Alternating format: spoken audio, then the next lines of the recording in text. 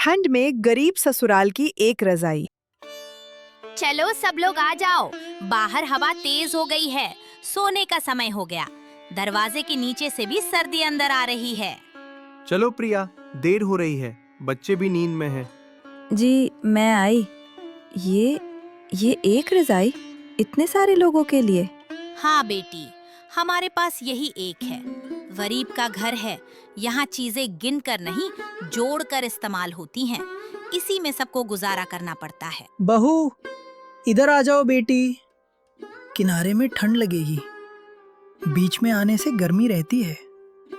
बच्चों को भी इस तरफ कर लो।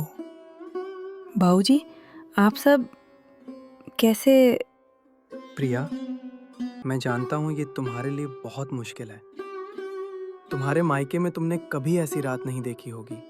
मुश्किल?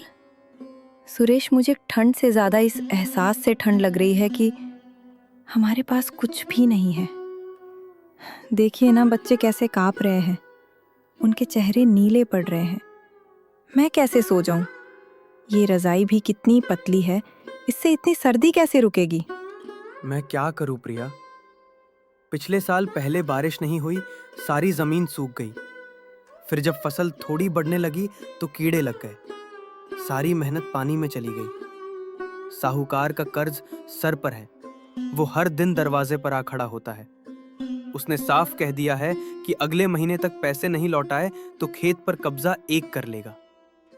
बाबूजी की दवाइयां भी हर महीने लानी पड़ती हैं। उनके घुटनों का दर्द बढ़ता जा रहा है।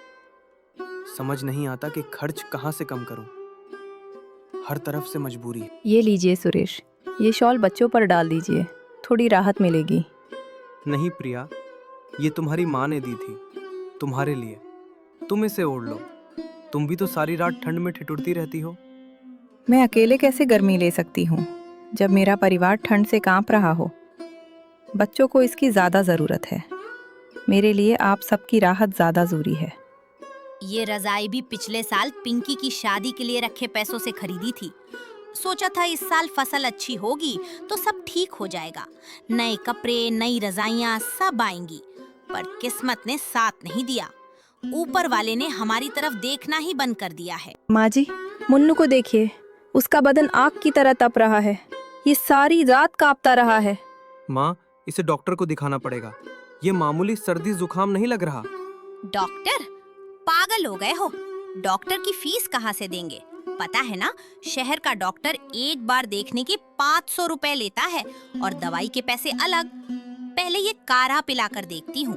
इसमें अदरक, तुलसी, लौंग और काली मिर्च है। सब गरम चीजें हैं। ये शरीर की ठंडक को खींच लेता है।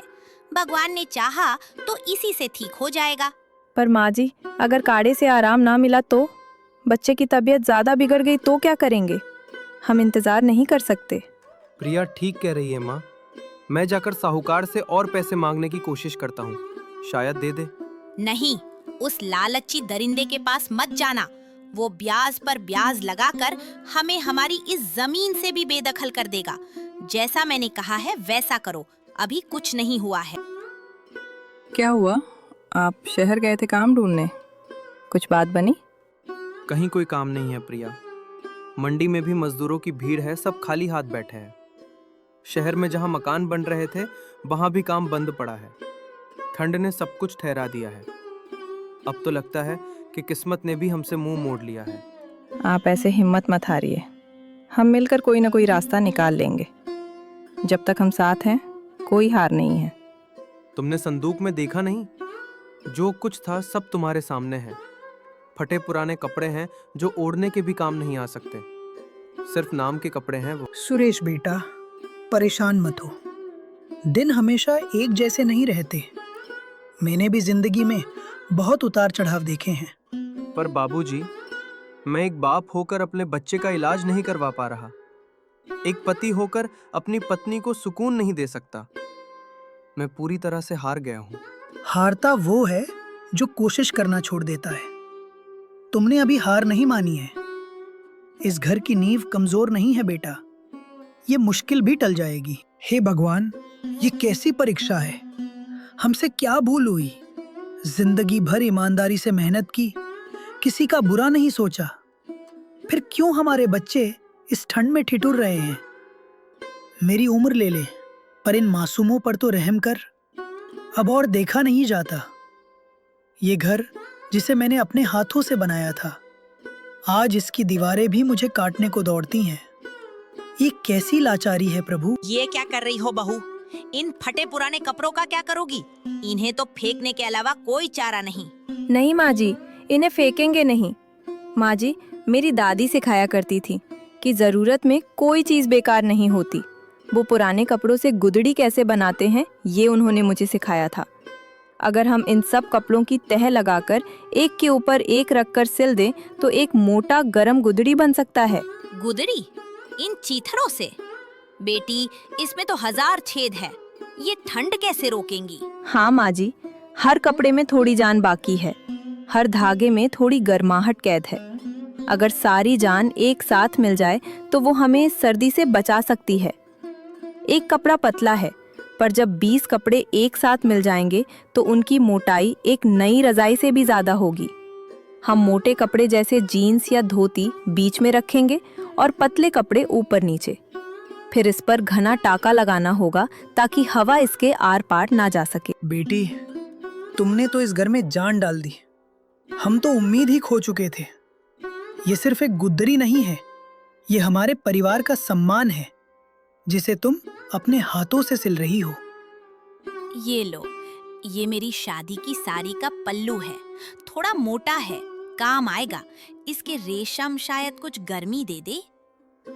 और ये मेरी पुरानी धोती मोटे सूत की है, इसे बीच में लगा देना बेटी। ये गर्मी को अंदर ही रखेगी। इसने भी कई सर्दियां देखी हैं। मैं क्या मदद कर सकता हूँ प्रिया? मुझे सिलाई तो नहीं आती। आप बस इन कपड़ों को तह लगाने में मदद कर दीजिए, इतना ही काफी है। हम सब मिलकर करेंगे तो जल्दी हो जाएगा।